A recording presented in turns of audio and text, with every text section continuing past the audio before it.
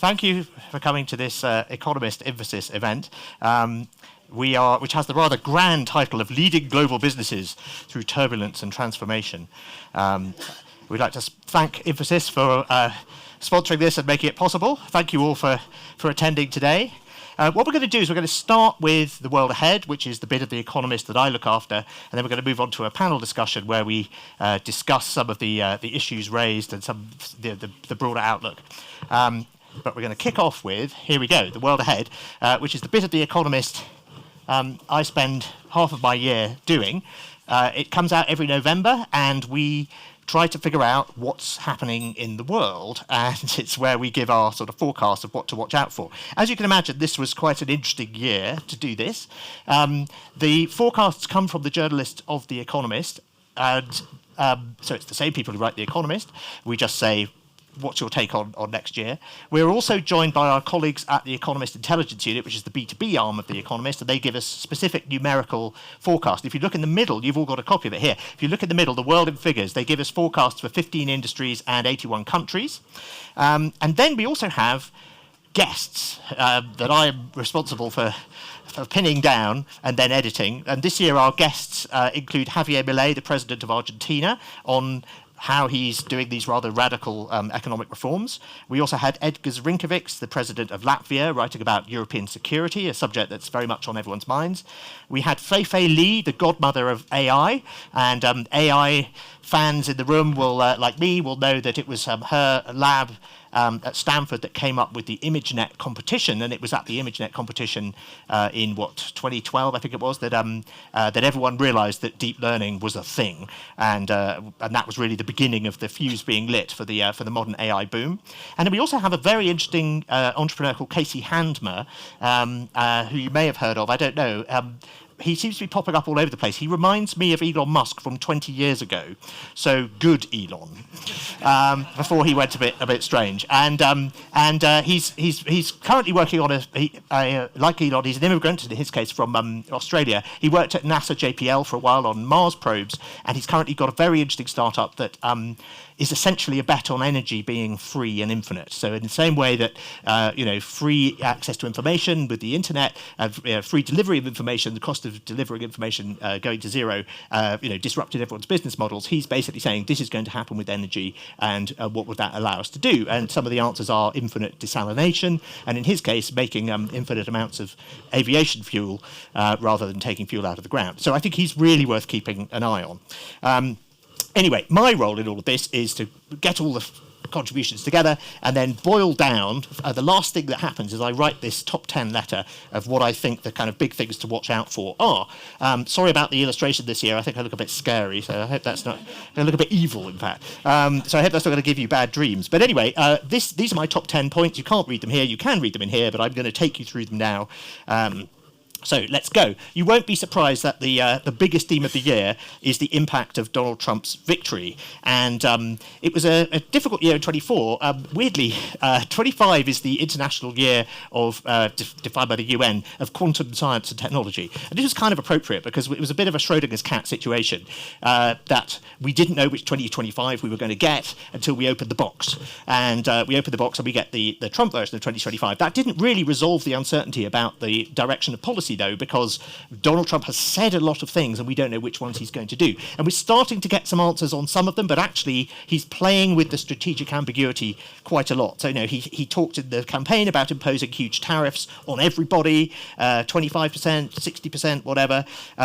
He says to rebuild American manufacturing. He wants to deport millions of unauthorized immigrants. He wants to end the war in Ukraine in a single day. He wants to cut taxes. He's even talked about abolishing income tax and slash government bureaucracy with the help of Elon Musk. So he says a lot of things, and I think our lesson from the first Trump term is that it really, instead of tying yourself in knots about what he says, you really have to focus on what he actually does. And he's now, obviously in the White House and is starting to do things, and so we're starting to get a slightly better idea of where things might be going, but there's still an enormous amount of uncertainty. So he'll probably do some version of some of these things, but we don't know how far he'll go or which ones he'll prioritise, and that means there's still a lot of room for uncertainty and a lot of scope for for really quite potentially massive changes. So that brings us to the second theme.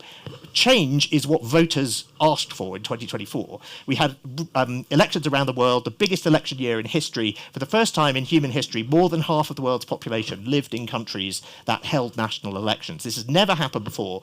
To be sure, some of these elections were slightly fairer than others. I don't think anyone was surprised by the result of the Russian election, for example, or the Rwandan election. 99.7 people voted for Kagame, up from 99.5 last time.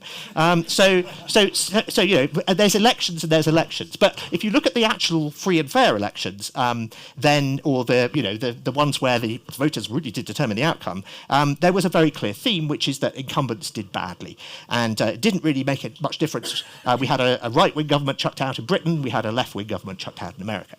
So it was mainly a vote for not this, and we saw incumbents chucked out in some countries like Britain and America. We saw others forced into coalition. We saw that in India. We saw that in South Africa. We saw others pushed into minority government or cohabitation. So we saw that in, say, Taiwan and France and South Korea and Japan.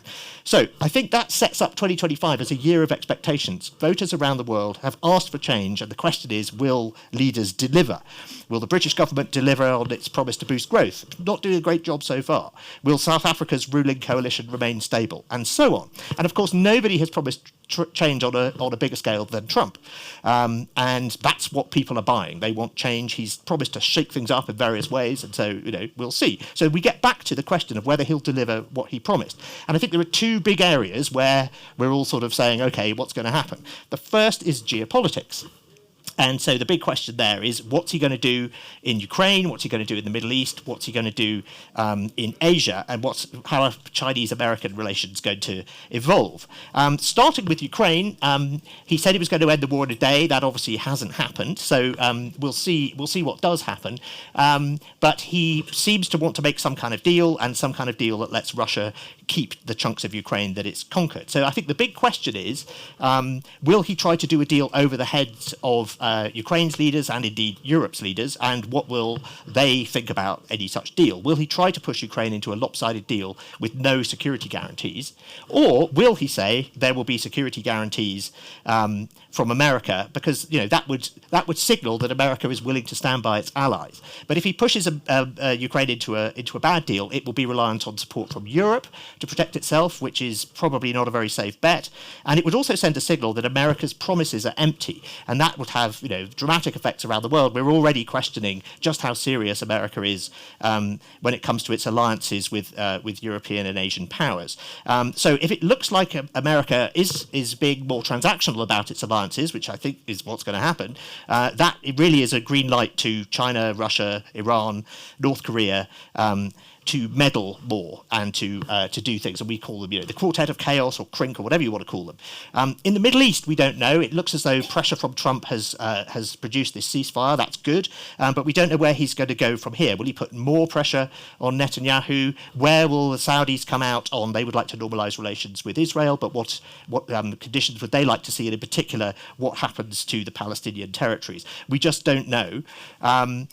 The argument from the Trump camp is that Trump wants to shut things down in Europe and in the Middle East so that you can focus on Asia, and in particular rivalry with China. But again, we still don't know whether America would stand behind the Philippines, an ally in the event of the crisis in the South China Sea, and more importantly, were there to be conflict over Taiwan, would America come to its aid? We just don't know. And Donald Trump thinks that his unpredictability works as a deterrent. This is sometimes called the madman theory of international diplomacy. Apparently, in a phone call with Xi Jinping in 2020, he said, don't try anything with Taiwan or we'll bomb the hell out of you.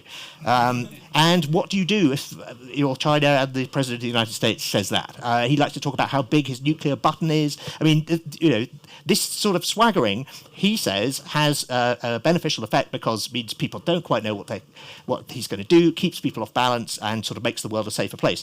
Maybe we'll see what happens, because the risk is if his unpredictability comes to just be seen as empty bluster, that could actually embolden America's foes. The other big area, of course, where we're waiting for an answer on the Trumpian uncertainty is in economics.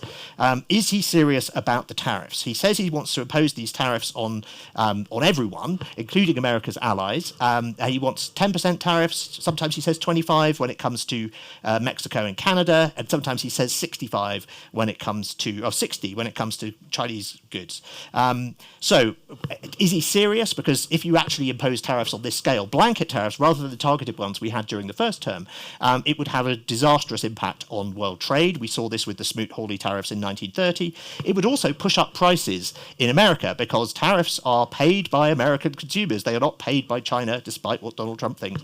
And this would push up prices. So the 25% tax on Mexico, for example, tariff on Mexico, would raise the price of guacamole. And this is being called the guacamole tax. And I read this as an attempt to try to explain to Trump that raising the price of guacamole before the Super Bowl, is that a brilliant idea? But also, one of the things that people were annoyed about and threw out incumbent governments as a result of last year was they were worried about inflation, high prices, and so on. And they are expecting Trump to do something about that. Tariffs would make things worse. So we honestly don't know whether this is a negotiating ploy.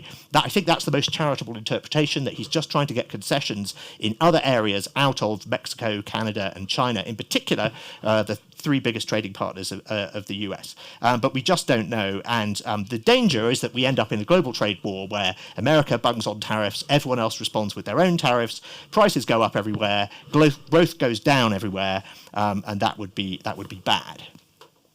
Meanwhile, China would be particularly hard hit by this. It's already struggling to meet its 5% growth target, and we don't even know how credible its official figures are. Its response has been this export-driven boom, in particular of clean tech, and we've seen adoption of solar and batteries shooting up as a result. This is the famous IEA chart that shows how wrong they are. The IEA always thinks that the latest vertical movement of the adoption of solar is an anomaly, and after this it's going to go to the right on the yellow line, and they're always wrong. And the interesting thing is that with both batteries, so grid storage, and solar, everyone has been consistently wrong, and they've been consistently wrong in the same direction. They have been too pessimistic about the rate at which these technologies are being adopted. So this is good news. China itself is a huge adopter of renewables. It's got twice as much solar and wind capacity under construction now as the rest of the world put together. Partly this is because they want to lead the world in these technologies, which they certainly do. Partly it's because they want to reduce their dependence on imported energy, and partly it's because they want to deindustrialize the rest of the world that might compete with them on this. And so it's a there are pros and cons to this, and we've seen Canada, the US, the EU imposing tariffs on Chinese EVs because they're much, much cheaper. And in fact, they're still cheaper and better than anything European car makers can make, even when you put the tariff on them. And so this is already the subject of quite a lot of international tension. But if you are, say, Pakistan, this is great because you can adopt solar very, very cheaply, very, very quickly. Pakistan's energy sector, the emissions are falling. The adoption of solar there has been extraordinarily rapid. So parts of the developing world could essentially leapfrog straight to clean technology, rather like they did with leapfrogging to mobile telecoms 20 years ago, again with the help of very good, very cheap Chinese tech.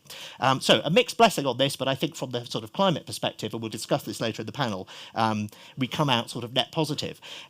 We may also get more news this year that's good, which is we may find out that global greenhouse gas emissions have peaked. And this depends basically on China's figures, and it was meant to hand in its homework at the end of 2024. China has to report its emissions every 2 years, and a lot of analysts think that Chinese emissions actually peaked in 2023 and have been falling in 2024. If that turns out to be true, then that would change the trajectory of global emissions because China is the biggest emitter. So we may discover that we have got to peak emissions. Now, that, of course, would be an important milestone on the way to net zero, but it wouldn't mean we have solved climate change by any stretch of the imagination. We still have to get to net zero. And even when we get to net zero, we won't have solved the problem. We'll have just stopped it getting any worse. And there's going to be a very interesting debate in the second half of this century about exactly how much carbon dioxide we take out of the atmosphere. But anyway, I think that would be an important moment in the fight against climate change if it turned out we had got to the peak. You may remember the old phrase that the peak oil, the oil industry used to use, the undulating peak. We may have a bit of an undulating peak. It may, wiggle a bit, but it would be very good news if we stopped seeing that steady growth in emissions that we've seen, since the Industrial Revolution. And even though Donald Trump is a climate skeptic, even he can't stop the energy transition. It now has a momentum of its own. Very interesting analysis from Wood Mackenzie on this. If you look at the total amount of clean energy investment in America between now and 2050, they forecast it to be $7 trillion. And then when Donald Trump won, they said actually it'll be $6 trillion. So it does make a difference, but it's a seventh of the total, which is not as big a difference as you might think. Next up, let's look at economics. So the World Central Bankers basically, probably a bit prematurely, celebrated the defeat of inflation at Jackson Hole last year. The focus is now, there's a lot of concern that inflation could come back with Trump's tariffs. We'll see what happens. But the focus is also very much this year on reducing deficits. A lot of advanced economies are living beyond their means. The total budget deficit in the G7 is running at about 6% of GDP. And essentially, many countries increased their spending during COVID, but have not cut it back again. And so now they have to do that, and they have to either cut their spending, or they have to increase taxes, or both, or they can try and boost growth. All of these things are difficult. We did not hear a lot about this. In fact, I don't think we heard anything about this in the election campaigns of 2024, because nobody wins an election by promising austerity. But that's what we are looking at. So painful economic choices loom. And as I say, if this wasn't difficult enough already, Trump's policies have the potential to make things worse by increasing inflation and reducing growth. So I think there's a further complication as well, which is that many countries, if they're also concerned that they can't rely on America as an ally, they're also going to want to increase their defence spending. So in Europe in particular, this comes at a really terrible time if you're also trying to balance your budget in other areas. So this is going to be very difficult choices this year and going forward. And unfortunately for Donald Trump, tariffs are not a magic money tree that allow you to help yourself to China's bank account. That's just not how they work. I think he may only be persuaded of that if he actually tries it, though. So it really does hinge on that. Another question that we heard a lot about in 2024, or something we did hear a lot about in 2024, unlike austerity, was age, and in particular the ages of world leaders. So we thought we'd have a look at the ages of world leaders. So here's the chart properly. This is there's a very nice full page of this in the print edition, but there's also an interactive version of this where you can hover and see what's going on online. So obviously Joe Biden was persuaded to bow out of the presidential race because he was too old, but then America went and elected the oldest person ever as its president-elect, and Trump is on course to be the oldest president at the end of his term. Generally, the age of world leaders is increasing because the age of the whole world is increasing. People are living longer, healthcare is getting better. And this is even more noticeable in the case of autocracies, not surprisingly, because autocratic leaders tend to try and stay in power until they die, and they're now living longer. So you're getting autocrats hanging around for longer. Interestingly, though, if you look at democracies, the trend line goes down slightly. So this is a trend over the last 50 years. 50 years ago, there were no elected leaders of democracies under the age of 50, and now there are 4. And in fact, might even be the age of 45. And they are in Guyana, Chile, Iceland, and Ireland. So when people have a free choice over their leaders, they seem to be opting for younger leaders than they used to, which I think is interesting. The noticeable outlier, of course, is America. America has the oldest lawmakers in the world. It is a gerontocracy. This trend is definitely not the case in America. This is the result of the weird political system in America, where basically most races are not competitive. So if you are elected, you can keep your seat for life as long as you fend off rivals within your own party. And so we have some extraordinarily old people in Congress, and then we also have a very, very old president. So the answer there is broader reform of the the American political system, which seems extremely unlikely to happen. But if you look at the bigger picture, democracies do seem to be picking younger leaders. I think, though, what we are going to hear is more discussion about age limits for elected leaders. And in fact, we do have some examples of this. North Dakota has passed a law saying that its people it sends to Washington have to not turn 80 during their term, which is a start, I suppose. The House of Lords in Britain is talking about getting rid of people over the age of 80. Some people would say we shouldn't have the House of Lords at all. That's another story. The BJP in India has I think, more or less enforced rule that its candidates have to be under 75, and Narendra Modi just scraped in by being re-elected at the age of 74. So he's good there. But I think we're going to hear more about this in the coming year. On to technology, and AI obviously is the subject we're all talking about here. It's the subject we were all talking about last year. I think this is an interesting year for AI because there is this quite interesting disparity between the amount of money going into it and the amount of actual adoption that we're seeing. So if you look at the growth in things like chips, servers, this is what power racks, what else have we got? Basically, all the equipment that you need to build AI infrastructure. Something like $1.5 trillion is going into it between 2024 and 2027. We've just had this Stargate announcement from Donald Trump and various tech firms. I think that was money they were probably going to spend anyway, but we'll see. But it all points in the same direction, which is there is an assumption that this is something that companies are going to want to buy in very large quantities. At the same time, if you ask American companies whether they're actually using AI in production processes, so not doing trials, but actually using it in their day-to-day business, 5% of them say yes. And that was in the middle of last year, and they reckoned that by now, in the next 6 months, it might go up to 6.5%. That's quite a big disparity. The interesting thing is, though, I mean, I'm not sure we've seen a disparity this big between investment and adoption before. And it may be that it just takes time, and we've talked about this here today, and I'm sure we'll talk about it in the panel discussion too. You have to get your data sorted out, and you have to retrain people, and you have to reinvent processes. So it may be as simple as that. What's interesting though is if you look at surveys of employees rather than companies, you get a very different answer. Something like 1/3 of American employees say that they're using AI every week, and that number goes up to 80% for software engineers and 75% for human resources staff. And if you look at the numbers for OpenAI, the maker of ChatGPT, 70% of its revenue comes from consumer subscriptions, not corporate subscriptions. So this suggests that actually AI is quite widely used in the marketplace. People just aren't telling the boss.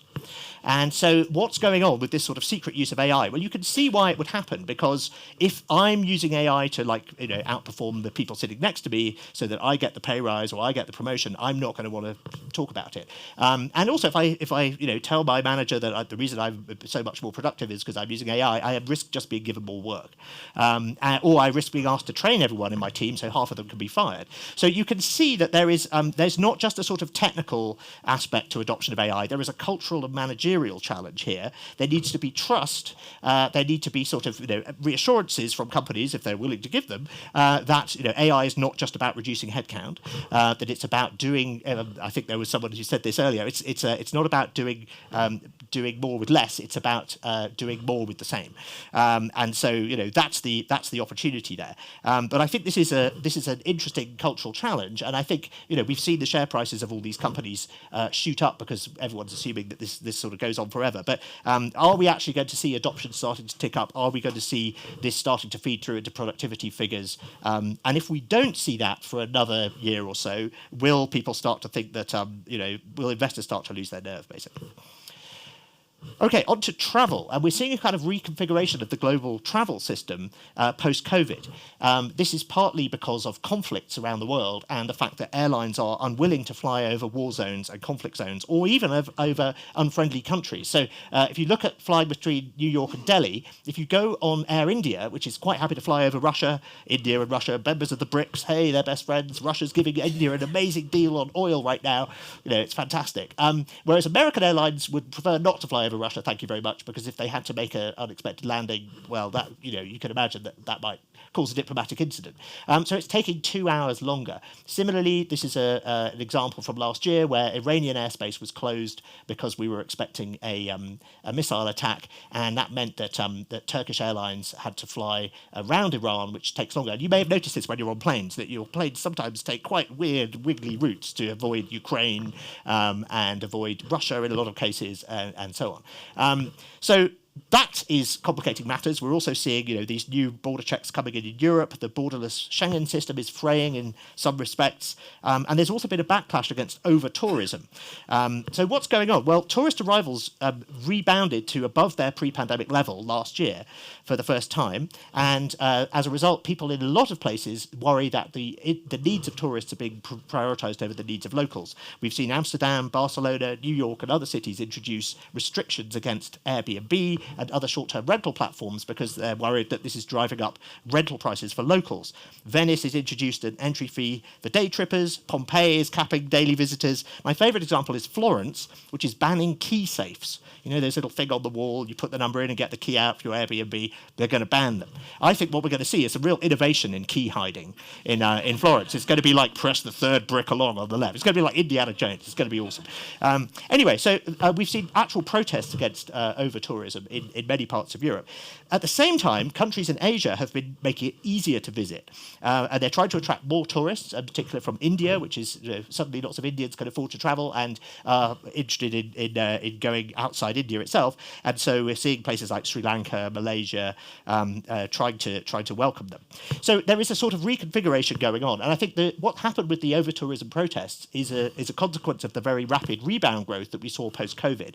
So to get back up to the pre-COVID level from basically zero because tourism arrivals collapsed completely during the pandemic, we've seen 50% year-on-year growth in tourist arrivals globally.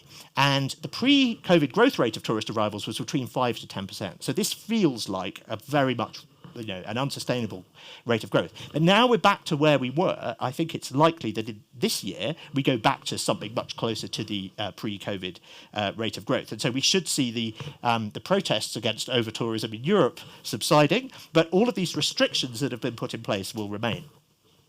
Finally, a life of surprises. This has been 2024 was a surprising year. We had 2 assassination attempts on Donald Trump. We had Joe Biden dropping out. We had bombs hidden inside exploding walkie-talkies in Lebanon. We had the world's biggest rocket going to the edge of space, coming back down, being captured by the world's largest pair of chopsticks. We had North Korean troops being deployed to fight in a land war in Europe.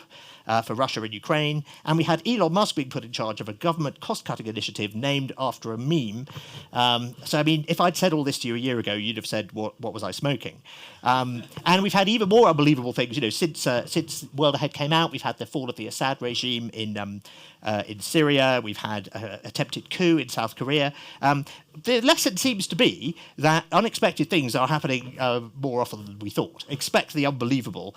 We should be paying more attention to things that sound implausible but are actually possible. So I have a bunch of 10 of them in the middle of the World Ahead, which you can have a look at. I won't go through them all now, but I mean, there are various things that I think, to put on your radar. One of them, the thing that's illustrated by this cartoon here, is the possibility of a very large solar storm knocking out power grids and satellites around the world. We know that these big solar storms happen. Observations of exoplanets, of stars, basically the Kepler probe, which stares at lots of stars looking for exoplanets, can also measure these flares. And it seems that most sun-like stars have a really big flare, about every 100 years. We know from tree rings that the sun has a really, really big flare, more like every 1,500 years. But it had a quite large one 150 years ago called the Carrington event, which caused the telegraph networks of the world to melt down at the time. Back then we had no telegraphs and we had no satellites and we had no electricity grid. Now we do. Lloyd's estimates that the cost of fixing the US power grid, if we had an event of the 1859 variety, now would be something of the order of $5 trillion and might take as long as 5 months, which if you're dependent on air conditioning in Phoenix, Arizona, would be very bad. It would also completely mess up international trade and travel if we lost the GPS system and had to relaunch it. So the reason we're all seeing the Aurora Borealis on social media at the moment is because the sun is at the peak of the solar cycle. So if this is going to happen, this year is a particularly likely time for it to happen. Other jolly, I'm sorry to bring the tone down, and other jolly things are happening. This bird flu pandemic in America is looking really bad, and it was looking really bad when Joe Biden was president. The Americans weren't sharing data. Ironically, this is what they accused China of during COVID. They weren't sharing data with the rest of the world. It spread to farm animals. We've had the first human fatality.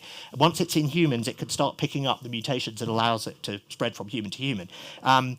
Donald Trump has just got rid of a whole load of things to do with healthcare, in particular reporting requirements, because he thinks they're unnecessary, and that is exactly the wrong thing to do. So a lot of people in that world are extremely worried about the possibility of another pandemic. Other jolly things. Will we see Russia deploying a new kind of space weapon?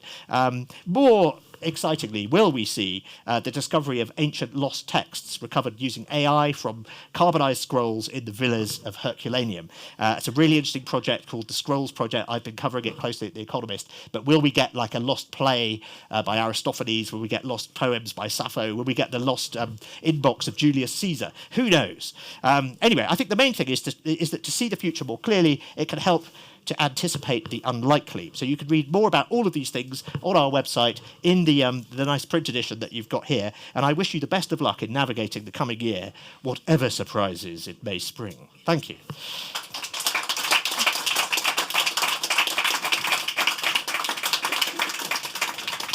Okay, now I'd like to invite our panelists to come up on the stage. Do we have a slide that says who they all are? No, we don't. Oh dear. Well, I better go back then. No. I'll get them to change it. Oh, okay. No, sorry, I was pushing the laser button then. What's going on? Okay, well, please come and sit down and I will introduce you. So.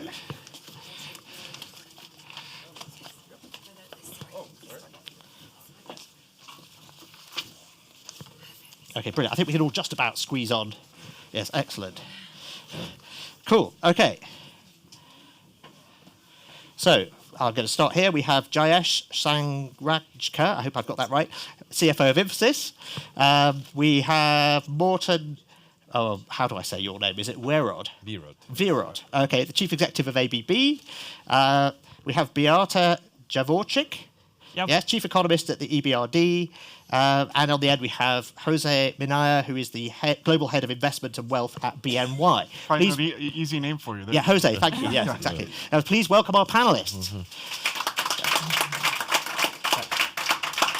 Okay, Jose, I'm going to start with you. So I think the broad outlines of what we want to talk about is we want to talk about those areas of uncertainty with Donald Trump, and then we also want to look at some climate and some AI, and there'll be time for questions at the end as well. So please, if you do want to ask something, make a note of it, and you can ask us at the end. Jose, I'd like to start with you because I referred to the fact that we have this great period of uncertainty when we're still trying to figure out what Donald Trump's actually going to do. How are businesses preparing for this? What are the smart businesses doing? What kind of strategy can you do to mitigate the uncertainty? Well, after your top 10 list, I'm not sure. I may need to change my answer, like looking at these things. But look, I kind of go back and kind of lessons learned through the different cycles I've lived through. Right? I go back to the, 2016 election, and at that time, a lot of us said there's not a chance that Trump can win. But if he did, we'll write these memos, and here's what we're going to do. And you know what? We were wrong. He won. And by the way, we fortunately did not do the stuff we were going to do when we wrote in those memos. Same thing when we got to Brexit. No, not a chance it's going to happen, but if it did, here are the memos that say the hedges, the things that we would do. Go back to COVID. All these things kind of happen over time. And I think what I've learned from it is, and we tell our clients, is like, hey, don't vote with kind of your party lines. And I can't control like 80% of the things that are out there. What I can control are the 20% in front of me, which is the fundamentals. What are we going to do with looking at management teams? What are we going to do looking at cash flows? Working with our clients. So again, there's a lot of uncertainty out there.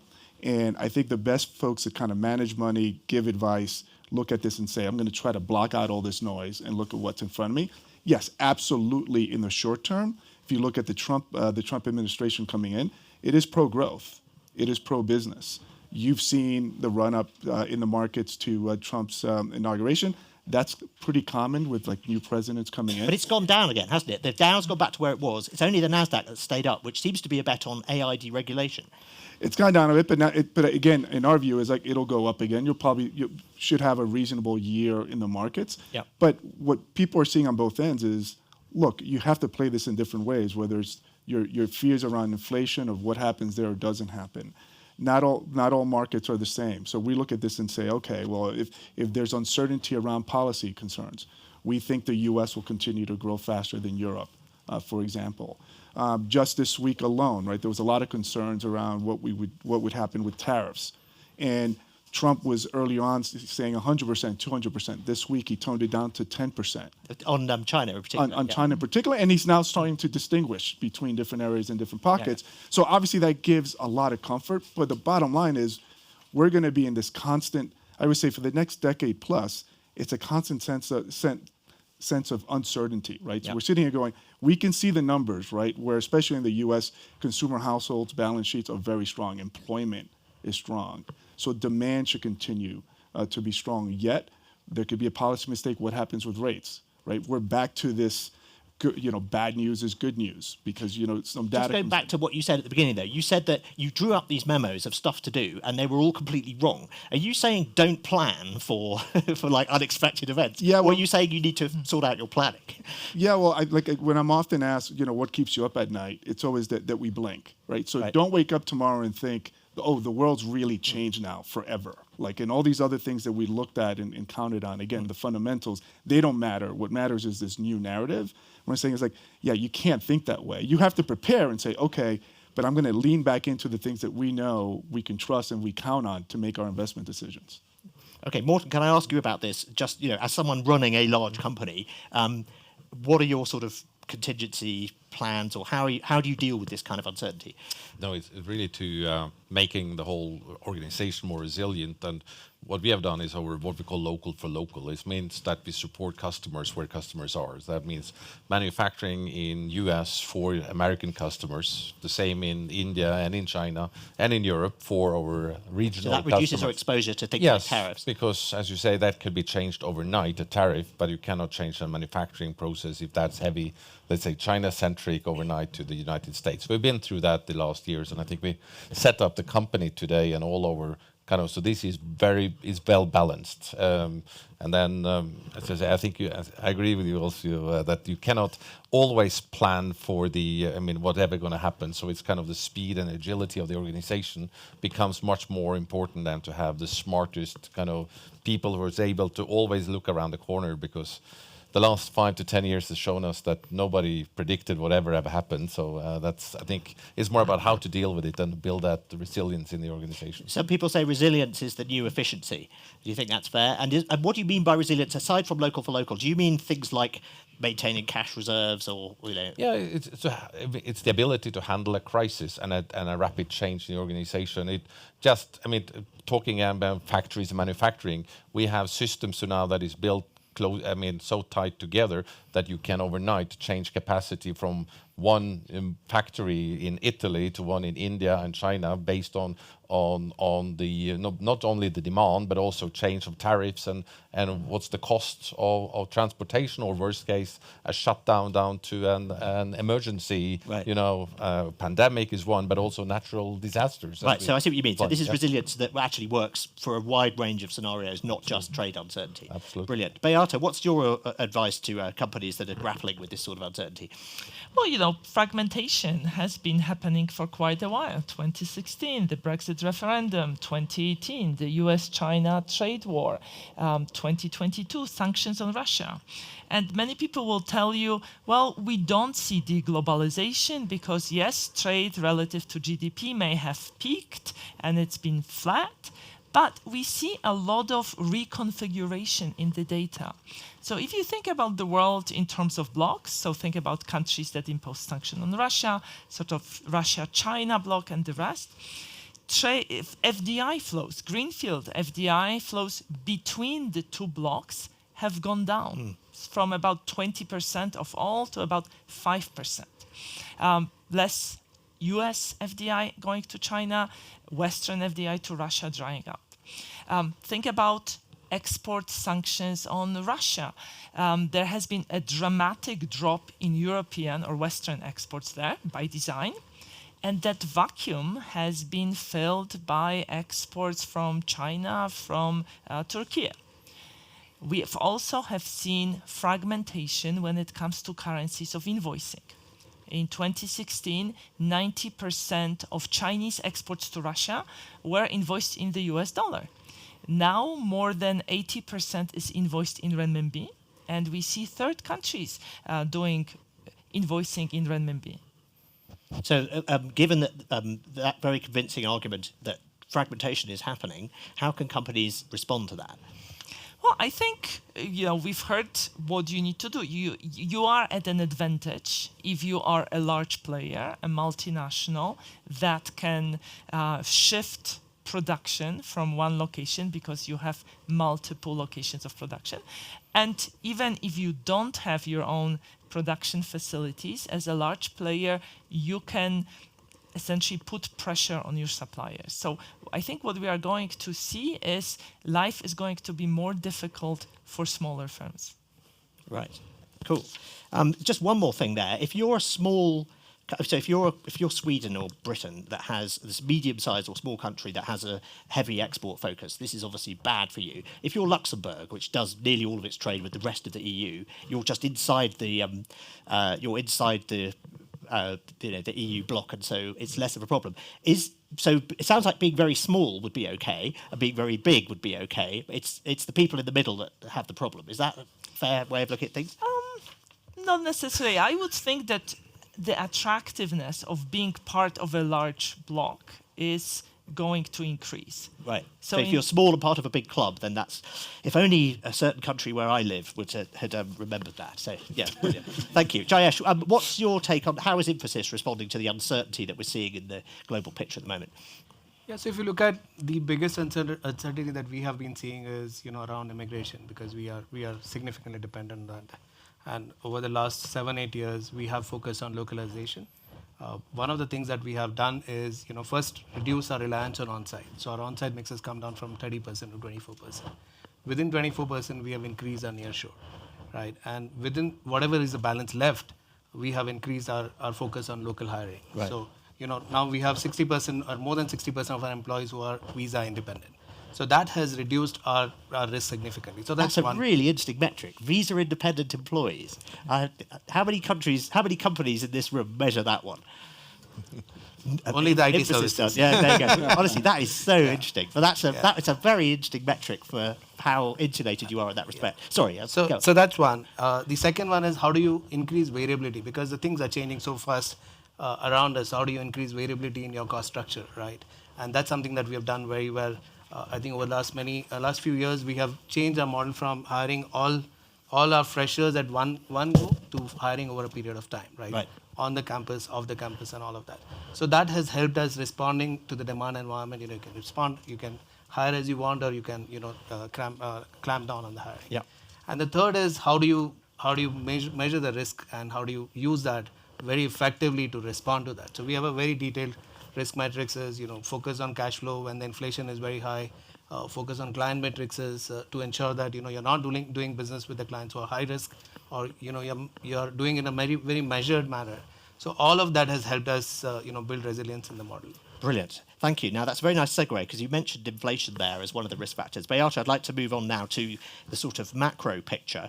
I referred to the fact that we have this rather nasty crunch, particularly in Europe, where we have...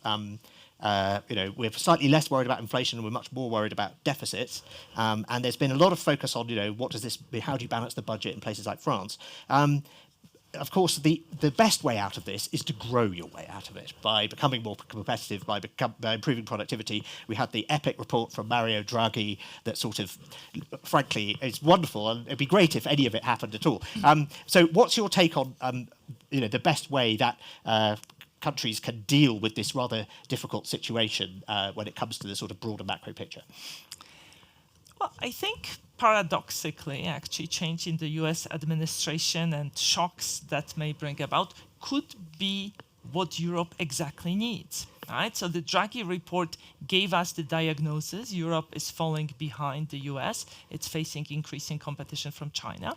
It proposed various therapies, but it's very tricky to agree on a therapy, right? So if you get a jolt, if you are shaken up by a shock, that may actually give the impetus for Europe to agree. And I think there are many things on the table, being put on the table, so deepening of the single market, capital markets union, new free trade agreements, and there are various constituencies within the EU. countries with large agricultural sector are not that excited about FTA with Latin America. Countries that are strong in automotive sector are not excited about tariffs on electric vehicles. So there is actually space for negotiating. So I hope that there will be some grand bargain struck in Europe. It's interesting. There's quite a lot of this glass half full thinking around at the moment. The thing about Donald Trump is he said so many different things that anyone can pick from the menu and say, well, if he does this, this, this, and this, then all our problems will be solved. So we're back to but whereas the pessimists say, but if he does this, this, we're all doomed. So we're back to that sort of Trumpian uncertainty, aren't we? Yes, and also the medication, the therapy that has been advised is industrial policy. Right? Actually, all over the world, industrial policy is back with a vengeance. Yep. But actually, it has some unpleasant characteristics. So, for instance, in advanced economies, 90% of industrial policies discriminate against foreign interests. So think about local content requirements. I'm surprised it's not 100%. Isn't the whole point that it should be 100%? It's more than 90%, right? Okay. Procurement, favoring local companies, tariffs. So if everybody starts doing more of industrial policy, we are actually going to push the world more towards fragmentation. Now, the other unpleasant characteristic is that industrial policies tend to have multiple objectives without a clear hierarchy. So in Europe, we want more electric cars, but we want employment in the automotive sector, and we don't want to continue giving consumer subsidies, right? So there is clear collision course between these three objectives. And finally, in most cases, industrial policies don't have an expiration date.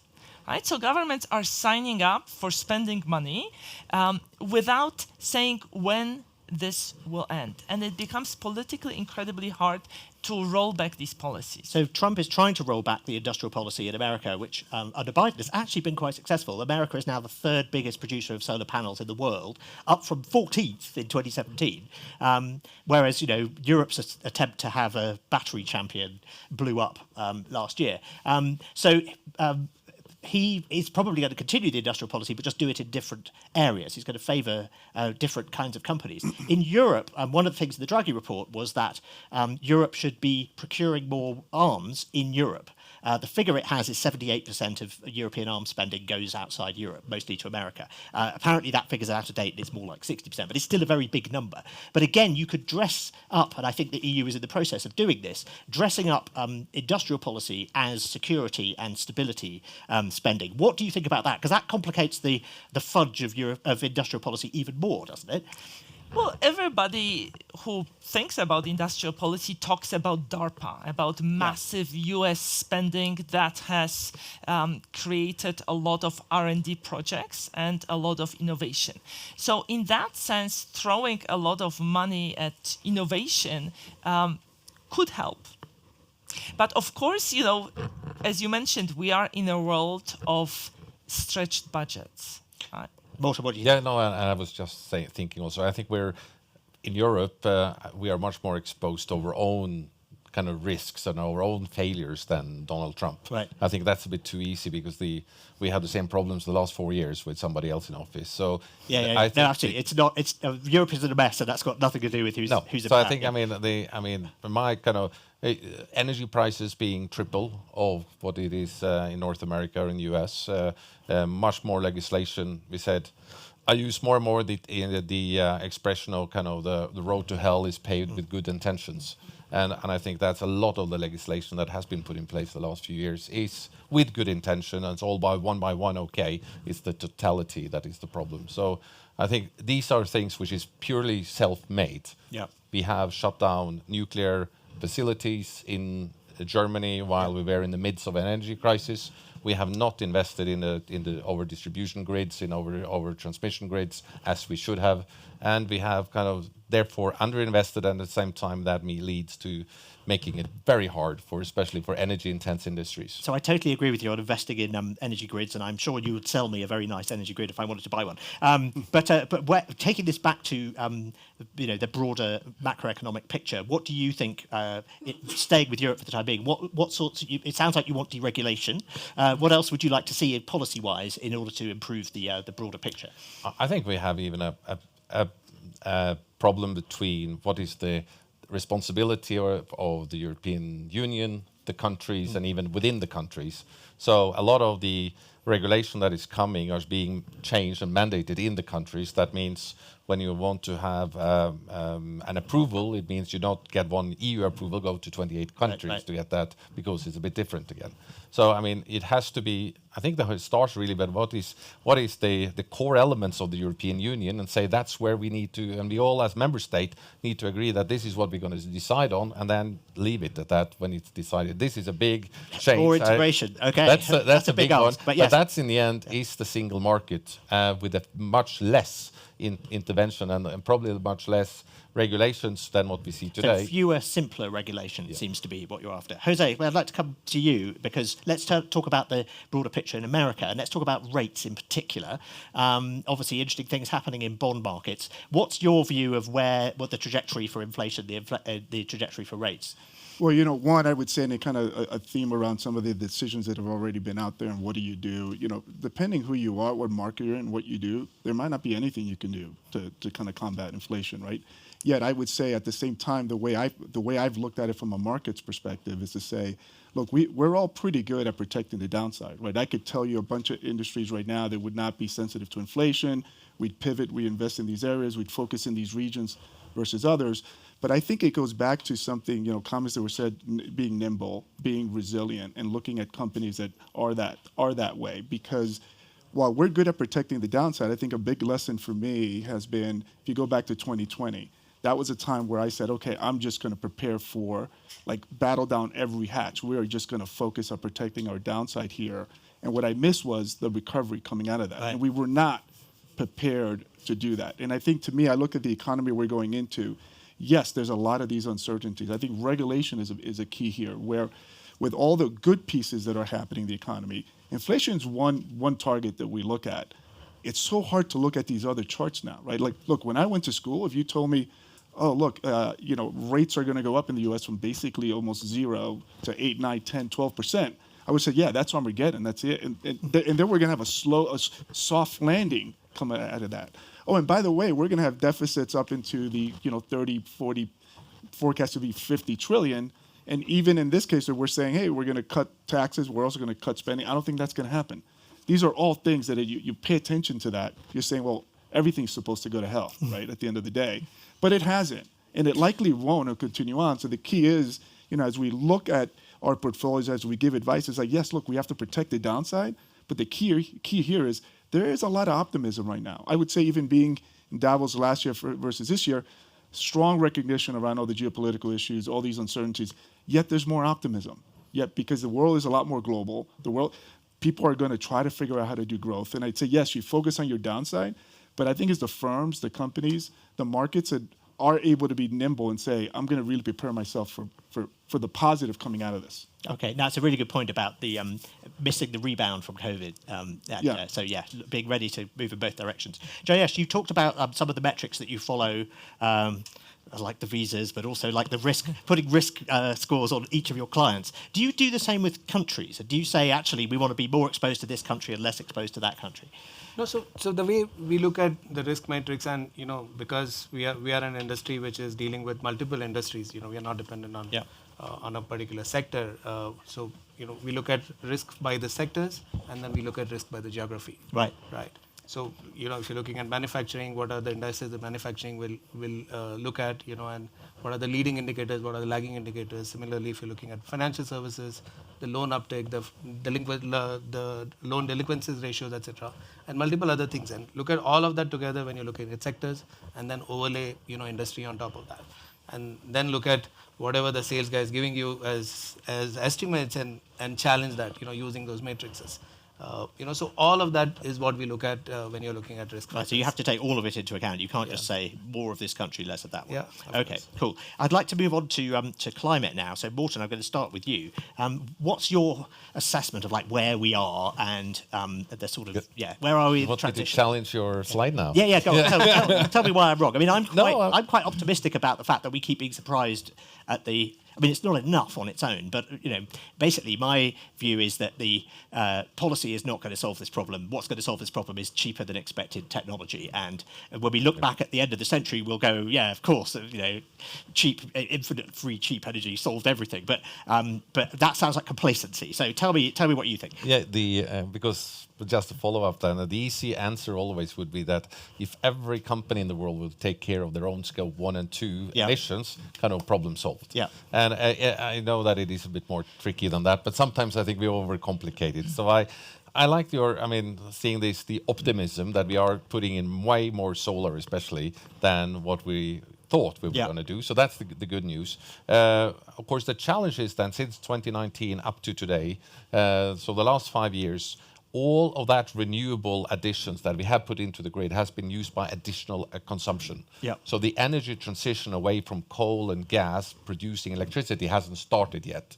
It's good news for companies like us because that's our job to replace a lot of that with new energy. But it also shows that the energy transition hasn't. It started by taking the additional volume because we do use so much energy, and that's the other one because we as people coming out of poverty going into middle class, the energy consumption will go up, especially in new economies. So it's so important that where those new economies start, as you said, also they go straight into the renewable area and don't kind of get. But hasn't electricity consumption in the developed world actually started going down? Not yet. Not yet. No. Okay. So domestic consumption has gone down, but industrial consumption is still up. It's still up because it is a strong trend versus electrification. Right. And that is driving. So when we are replacing fossil fuels with electricity, again, electricity consumption goes up, not in your household as such, but when we're looking at on the industrial side, but also in transportation. Yeah. So when it's not just electric cars is one thing, but that's a relatively small pace. It's not as big as people think it is. No, right? so trains is way more important, replacing diesel with electric propulsion, which is both more efficient and is much cheaper to run also long term. So that's that's the good news in all of these electrical solutions. It's normally cheaper to buy and the maintenance cost is much lower. And the efficiency is much higher, right? Much so better. So the idea that we need to replace primary energy use with electrification is wrong. We only need to replace half of it, probably. Yeah. And we are being asked to say, won't now US go back and say, no, customers have got used to electrical propulsion as this, and there's not. So the electric train in the United States that is now being, for instance, introduced in Atlanta or in California, I don't think they will go back to steam trains or diesel for that matter. Yeah. So it is just better, cheaper, and faster. So there is it's a no-brainer. I have an electric car, and I'm not going back. But what's interesting, like the countries that you mentioned, the areas that you mentioned, I have a hard time calling it today and saying that we've peaked in terms of greenhouse emissions, right? One, you continue to see more demand for energy. There's a lot about talk about AI. That consumes a tremendous amount of energy. Again, so the demand is growing. Now you're seeing Trump administration. But greenhouse gas emissions are falling in a lot of European countries. So. And there are more than... Yeah, in European countries. Yeah. Again, here's the thing. Even when you account for the exported emissions to Chinese manufacturing. Right, but the point is, right, like that demand is going up. You're hearing drill, baby, drill. Yeah. From because governments and the global, they're going to go for growth. I could tell you on behalf of clients, I have spent tens of billions of dollars in renewable infrastructure, kind of part of the funds that I used to run. Very economical, good returns. But where did we make these investments? Germany, the UK, the US. Yet what is really going on in the global south? Yes, emissions go down in the UK. The UK is not really the problem of what's going on. Less than 1%. Less than 1%. So that's all great. That is not where the problem is. This is why China's emissions are key. This is the issue, and there's going to be more development in the global south because you're going to need more resources for growth. The question is technology, because I agree with you. Technology is the answer that has to kind of catch up to this because people are not just going to bypass growth for what, by the way, is a real big issue in climate change. Yeah. It's a huge issue. It's real. We can look out our windows and see it, but they're not going to say, I'm going to take lower growth to go fix this. The real question here, does technology catch up? And if it does it get deployed where you need it? Because, again, that comment is like, it's gone down in development. Like that is such a small part of the problem. Yeah, I take a point. And this is why Chinese emissions are key. I mean, China is also like leading the world in the transition to electric cars. So, it's a mixed picture. And their official target of China is peak 2030. Yeah. So which was reconfirmed even yesterday in the speech in the morning. And I think while other countries like India will be later than 2030. Yeah. So I really. And they may want to hit these targets, and I think they'll try.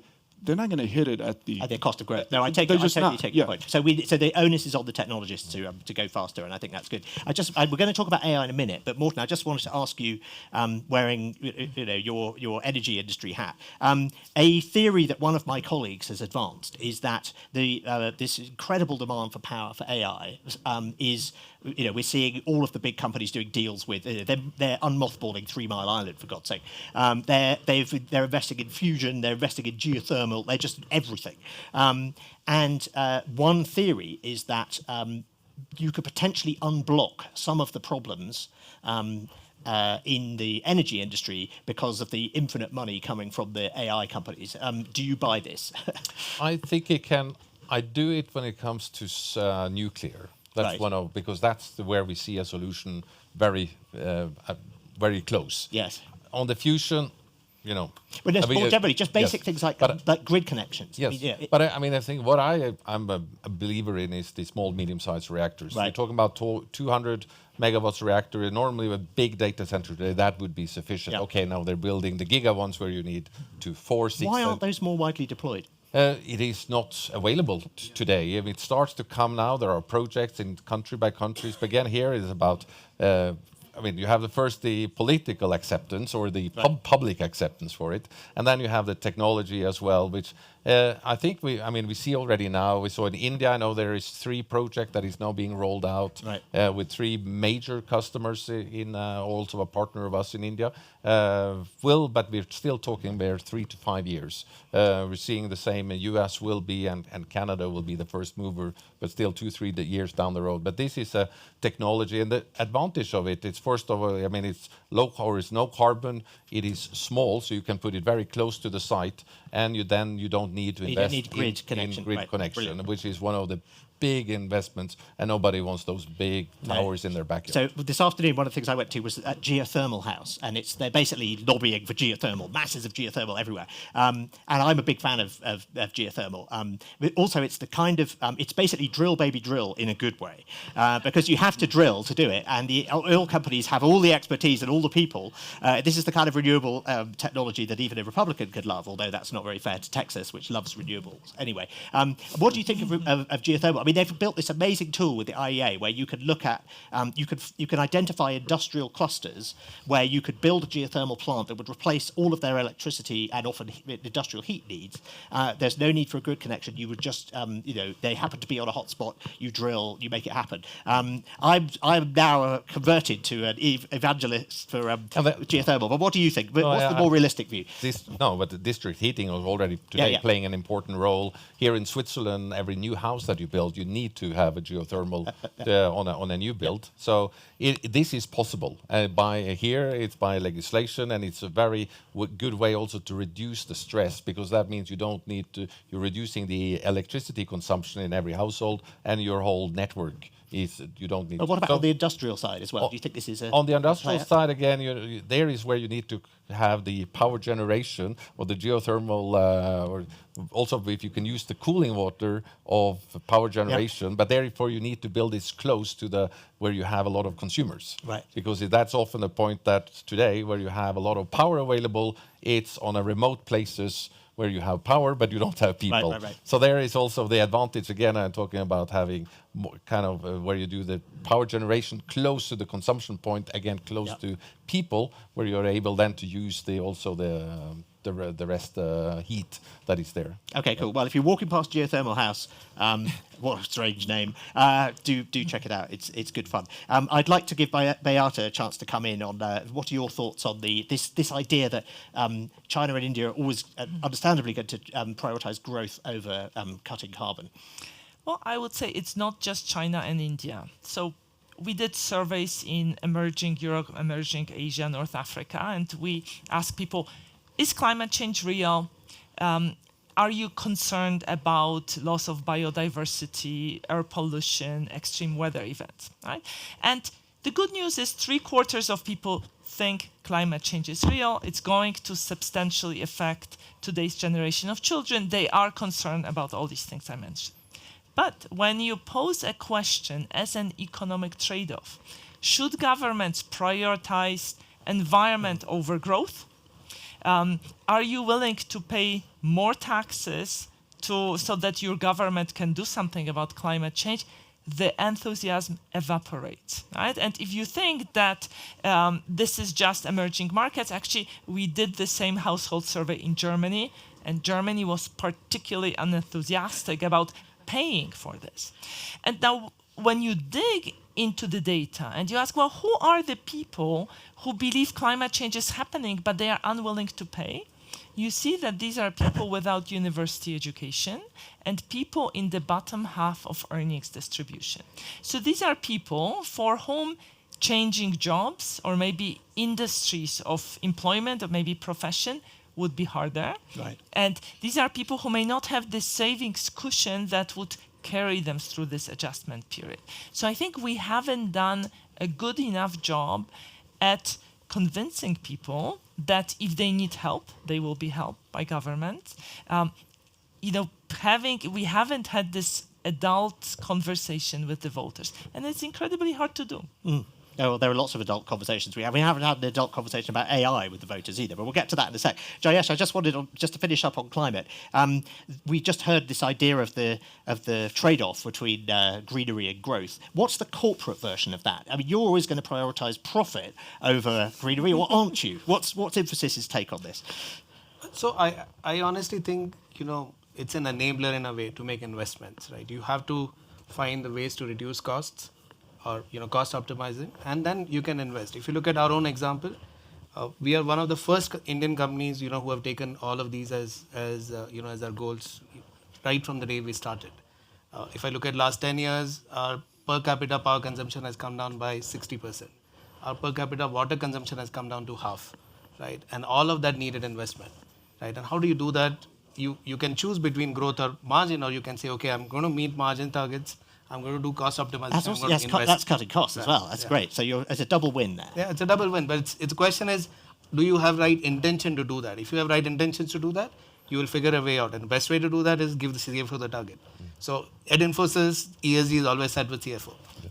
But I can also say that I don't think this growth or green is not there, because a lot of green solution is also better. Yeah, you invest in it, it's cheaper. Yeah. I think where we need to do more tech energy efficiencies as being a kind of a no-brainer, but it's more how we set this up, that getting more knowledge about. We are using today's highly inefficient take electric motors. So we're using outdated energy motors takes where less than 5% of the procurement cost, while the rest of the 95% of the 100 is the electricity you've kind of consumed versus the lifetime. And this is, but we're still talking a lot about what is the 5% and not looking at the 95%. So if you invested in a more efficient motor, you would save the total cost of ownership. So I'm also arguing that when you buy a refrigerator, you should not only see if it's A or F. Yeah. It should be also what's buying an F, how much that is going to cost you over the lifetime in electricity versus the A, the top rating. So this is, and then you would say, oops, I'm going to keep this fridge for more than 3 years. I'm going to buy the more expensive one because it's going to be total cost of ownership gets cheaper. And if that equation ever breaks, that's why government has to be involved. I mean, that's called a tax. That's called, do you subsidize coming in? Because you can't ask, I think, corporate America to say, lose money to do this. It's just that's not going to be a sustainable solution. So you have to work with the government on those things. But I think this is more about even the knowledge, because at the business, they will see that I'm going to pay a few dollars extra here to even cents, and I'm going to save That's dollars. That's a financing question, right? Yeah. So, I could tell you, if you think about like private equity funds, our renewable energy funds were 12, 14%. A core infrastructure fund would have been 4%. And I always said, hey, there's a lot of capital that's going to come to this market. Our money should go here because it's profitable money and it's kind of participating in the broader ecosystem. Okay, well, let's now the moment you've all been waiting for, because no one else has talked about this at Davos at all. We're going to talk about AI. So I gave that rather sort of slightly, at The Economist, one of our mottos is simplify, then exaggerate. And so that's what I did with AI, that all this money's going into it, but not as many companies as you might think are using it. What do you think is going on, and what are the barriers to adoption? What's it going to take to get adoption of AI more widely? I thought you were going to keep this like McKinsey session and not talk about AI. But anyway, I think if you look at industry by industry, there are multiple use cases that have emerged. If you look at healthcare or pharma, diagnostic, or go to market faster, take the drug to the market faster. If you look at financial services, I think how do you reduce frauds? How do you reduce or increase compliances, etc. If you look at logistic, how do you plan better? I totally buy all these. It's just the fraction of companies that are actually deploying it is very small. So why is that? The important part there is, how do you get the data right? The underlying truth is going to be how structured your data is, how sanitized your data is, and how connected your data is. Only then you can deploy AI.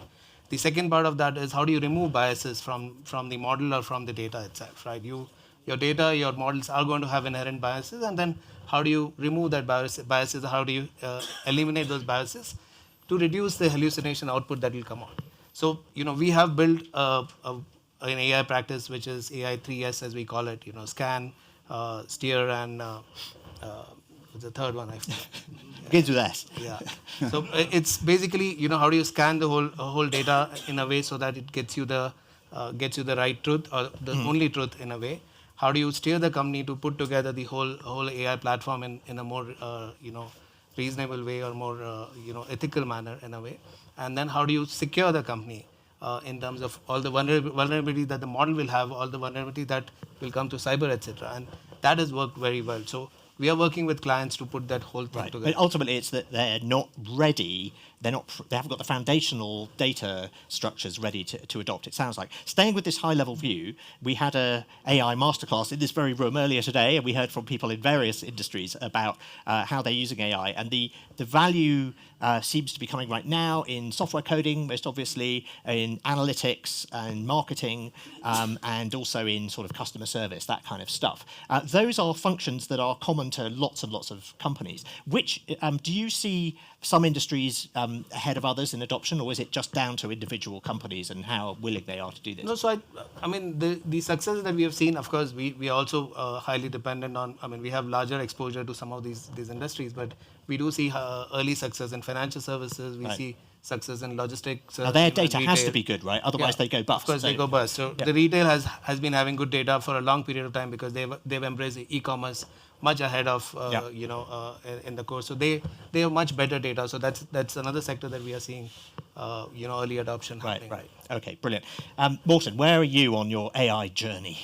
We are deploying, I mean, first of all, the biggest AI business impact for us, I have to say so far, is just the massive build of data centers. It's 15% of our electrification business, which is half of the company. Right, so you don't care what it's being used for. Well, I mean, so I'm part of that exactly, kind of that early adopter. But I just meant within the company, I know, so coming to that, was the second part of it, of course, is the internal efficiency. What I've experienced is that's the easiest or the first way to find it.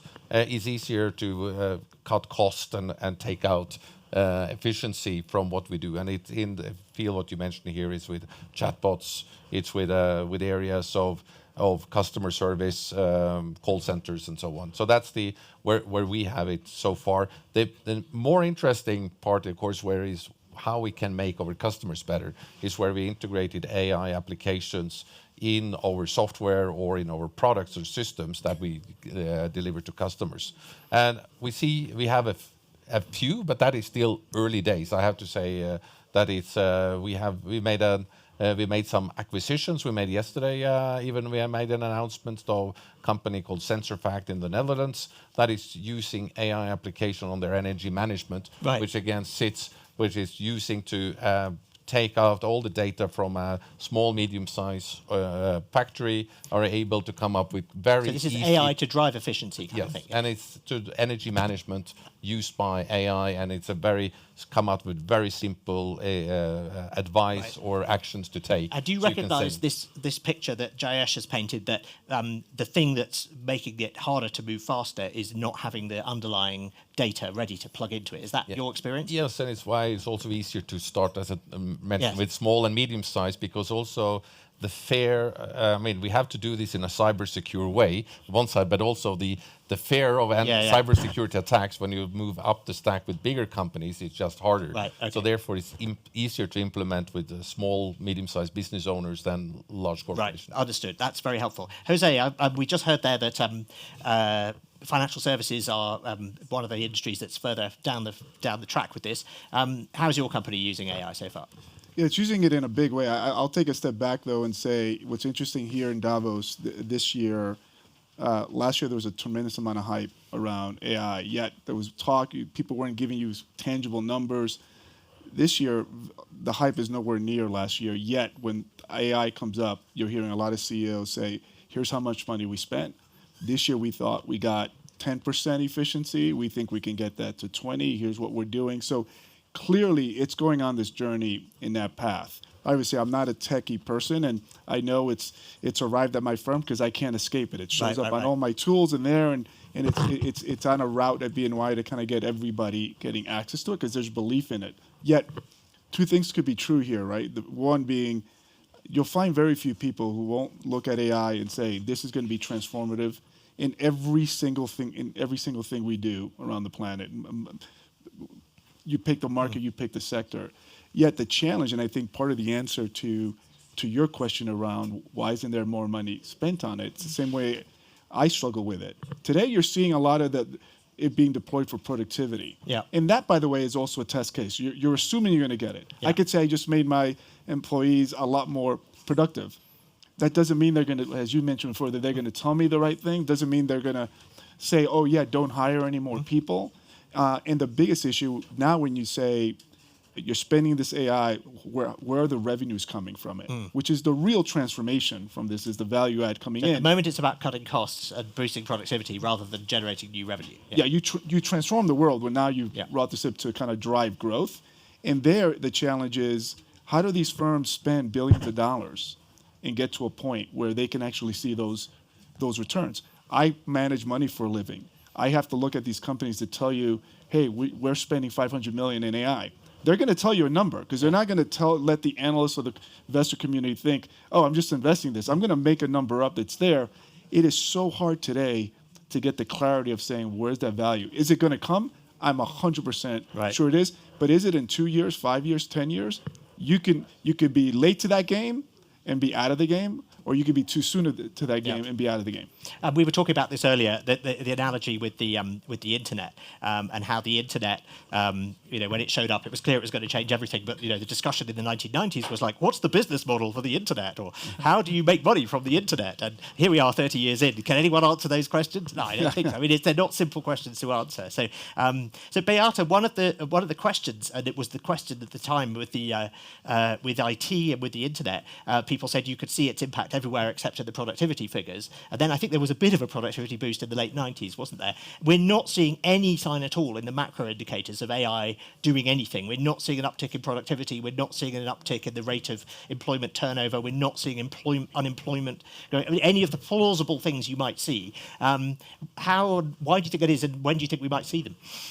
I think it will take a few years, right? But if you believe the figures of 10% efficiencies, then we should be seeing these figures in aggregate. But let me talk a bit about skills. Yeah. Right? AI conversation is about, we don't have enough talent to do more with AI. Right. So it's all about the top part of the distribution. I am more worried about the bottom part of the distribution. In the UK, 90% of people shop online.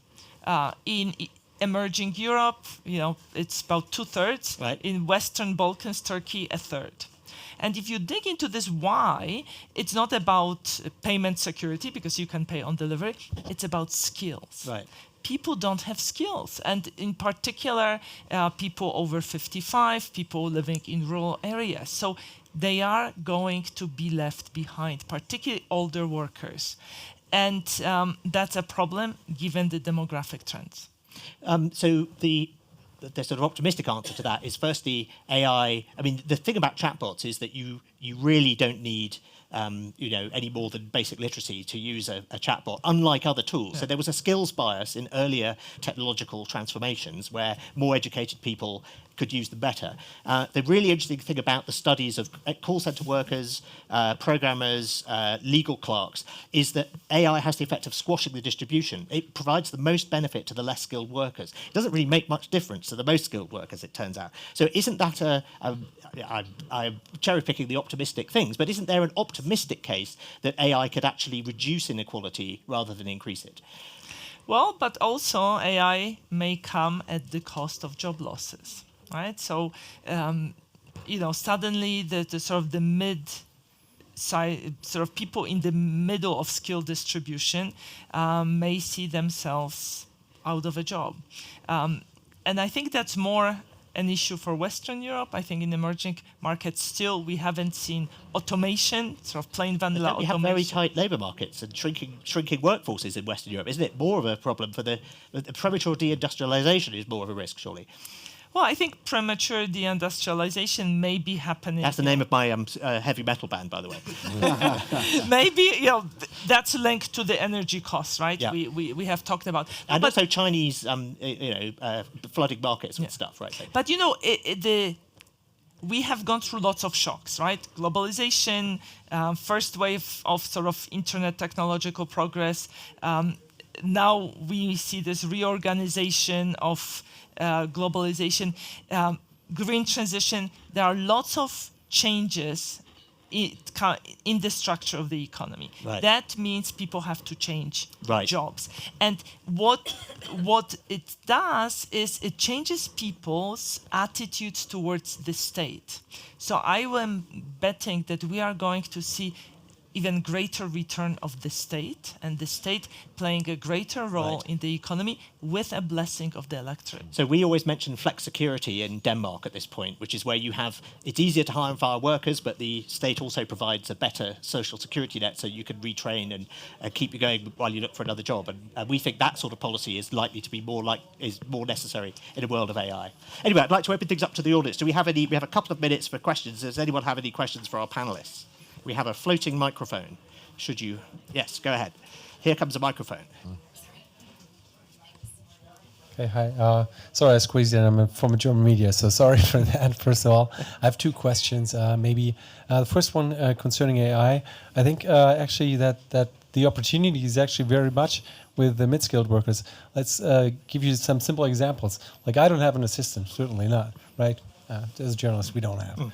So we got to do all our, conversations or something like that. And then you have things like that come up like every 3 months or so, like a kind of letter you write, like certain topics, and you get like, you think about it usually 20, 25 minutes. How do I go about it?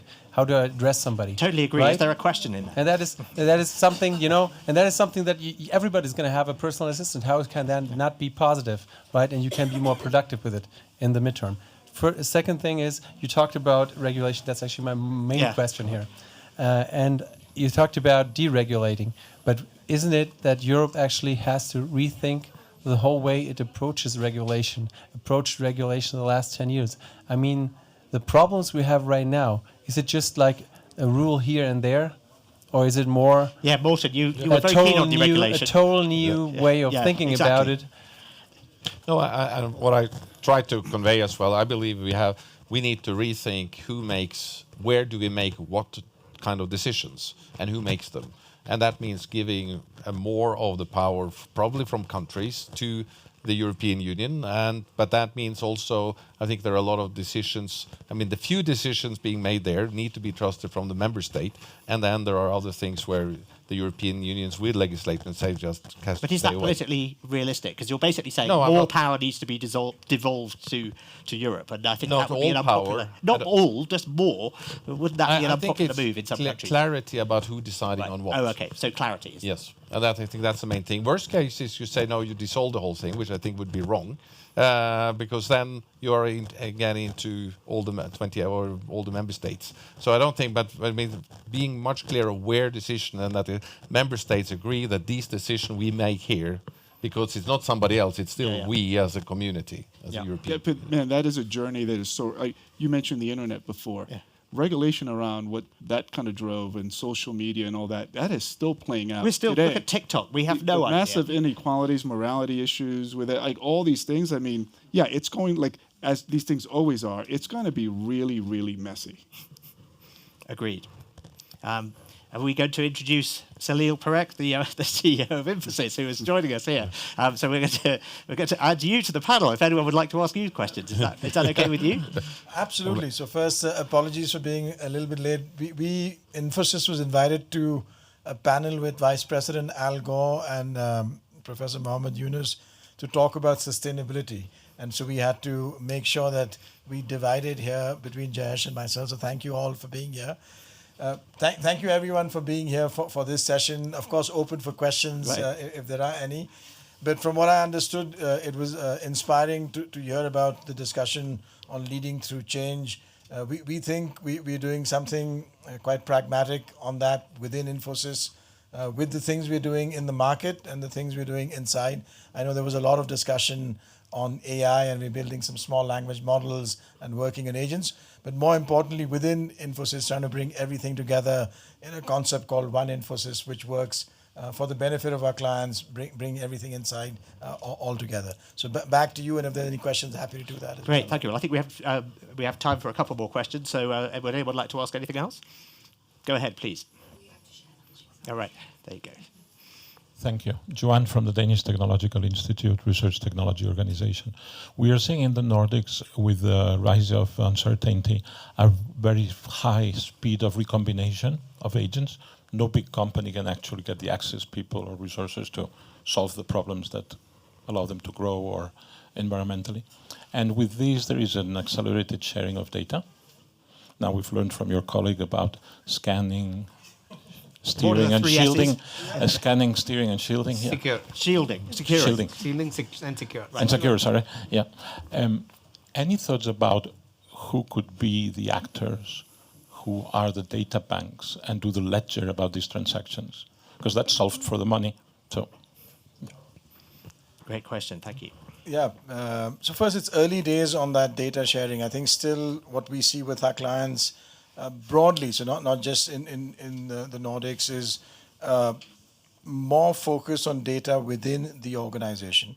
And the sharing of the data is really only for things which are reasonably public. So, public financial information or public declaration of sustainability targets or things of that nature which are more broadly available. In that, it's more easier. For other data, we are starting to see some repositories which are places where independent sort of organizations can track things. In fact, one of the ones we discussed in another session was climatetrace.org, which tracks essentially emission data independently through satellite and sensors, which then is validated with what either companies are self-declaring or other collection agencies. So those sort of organizations are able to more collect shared data. Individual companies still not so much sharing all of that. Right. Do we have a last question from the floor? I don't think we do. Well, it's been a fascinating discussion. Thank you all for joining us. Thank you for joining us at the last minute. Please thank our panelists.